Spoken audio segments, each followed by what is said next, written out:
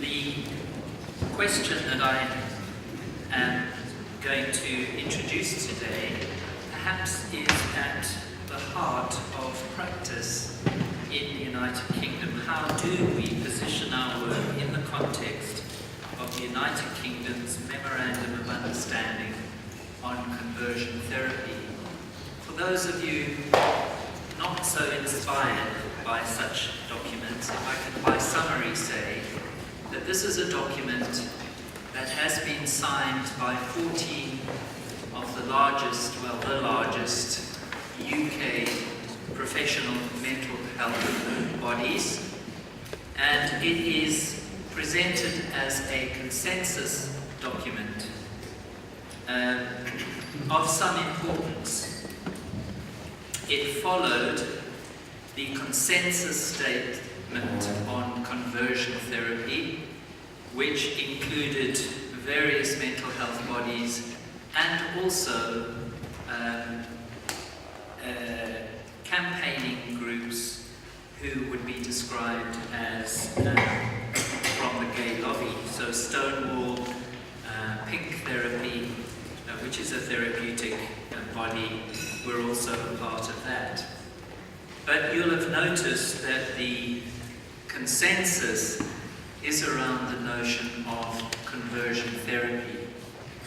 Now, I must say, I don't know anybody who calls themselves a conversion therapist in the United Kingdom. In fact, I don't even know any people who call themselves reparative therapists in the generic or in the specific sense of the word.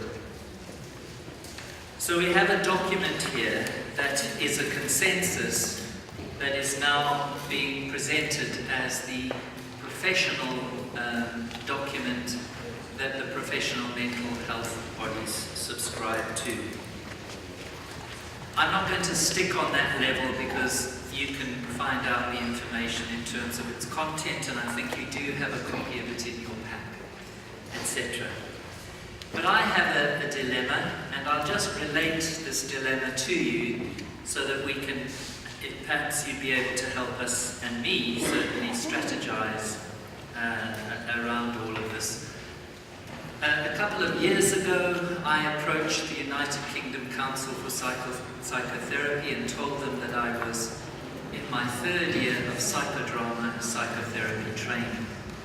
Psychodrama is an action group method, it's group psychotherapy, it's therapy that is, Freud said, tell me, Moreno said, show me.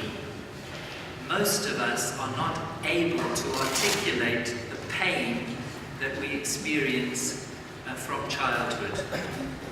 And many therapists make assumptions, I suggest, about a client's ability to be able to articulate their understanding of their own pain.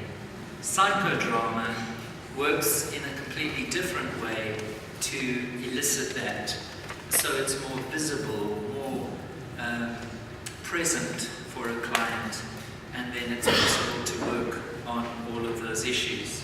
So I approached the United Kingdom Council for Psychotherapy and told them that I had a problem with some of the statements that they were making about therapy in this area. And I asked them for permission to engage with them.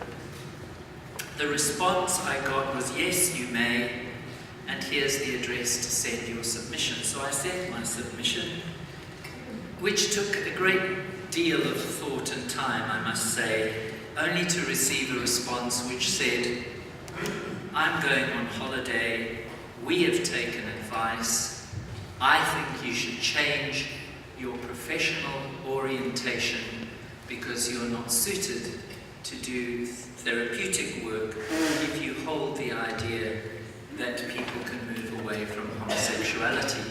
And that's really where it began. To cut a long story short, after 2 BBC interviews where I expressed the view that autonomous individuals should have the freedom to access professional help to explore the possibility of change, I found myself outside of my training institution. In fact, before I left the studio, I received an email to say that I was under investigation. A week later, I was removed from my training institution and from the professional membership on the grounds of public safety. A year later, after having been offered a meeting by Skype, which I refused, I was removed from the Psychodrama Association following an unsuccessful appeal. I'm not really telling you that to gain sympathy, because I have learned that there is life beyond the professional body, and I'm going in a different direction here.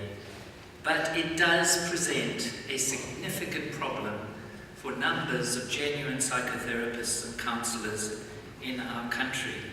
If you don't have professional membership, you will not get professional indemnity insurance.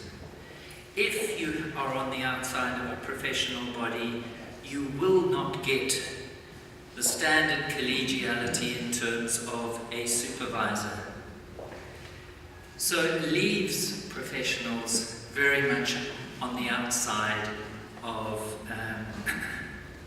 the family of therapists and counsellors. So that's my situation.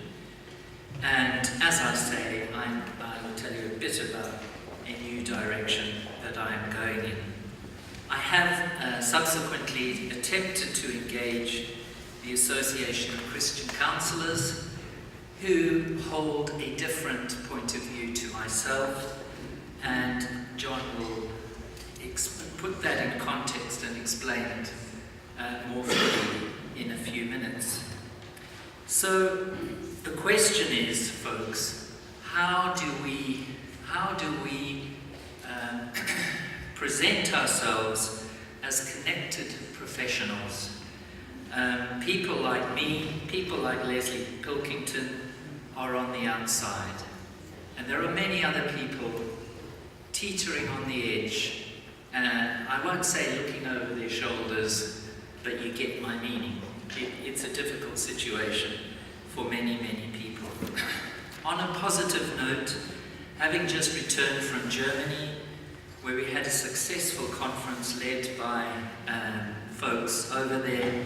There were therapists from Hungary, from the Czech Republic, from Macedonia, 7 or 8 European nations, all concerned with the same issue. And I think within each of us, there is a realization that something new needs to happen.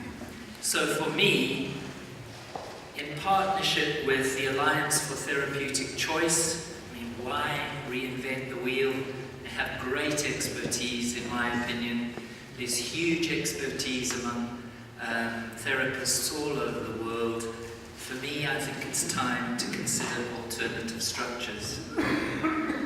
So if you hear me say on the occasional media opportunities that I have that I think it's time to look at alternative structures, I hope you will understand it's not out of a spirit of defiance.